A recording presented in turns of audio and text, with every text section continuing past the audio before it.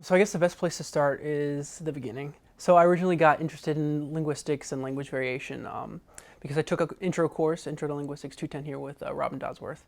And throughout the course, we're talking about basic linguistic things. And one section that really got me interested was like identity and style through language. So we were basically talking about how people present themselves as certain types of people and how people perceive that.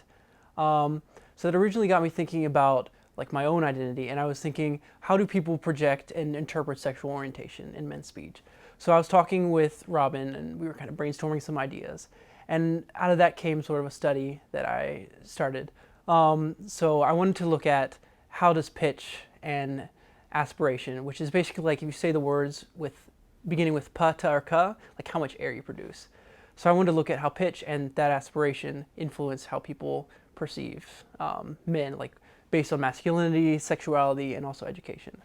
So what I did is I took the speech of four different guys, two identifying as straight and two identifying as gay. And I did I altered their speech and their pitch, and also their aspiration, and then randomly presented those single word recordings to a couple different groups of like undergrads and different students, and had them rate them on how they perceive them in terms of their masculinity, their sexuality, and their education.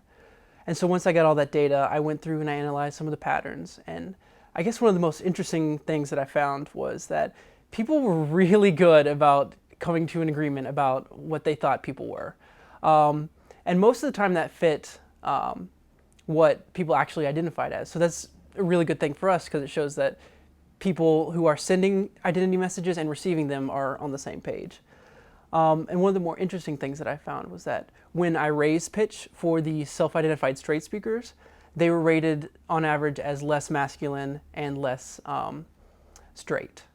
So that's got some implications because we kind of know that pitch is, you can manipulate it. And so you can use it to, if you raise your pitch, you're going to seem less masculine. If you lower it, you're going to seem more masculine.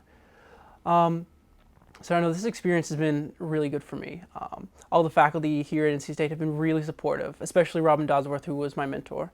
So if you're maybe like an undergrad student thinking about doing some undergrad research here, I would definitely suggest it because there's lots of resources. First of all, your professors. So if you have a course that's really interests you, I would say go talk with your professor after class or office hours and just start a conversation. Ask them about their own research and you'll be surprised where things go.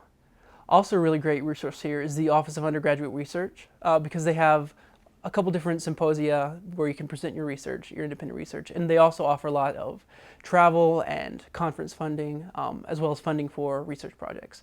So I definitely suggest it. It's been a really great experience for me.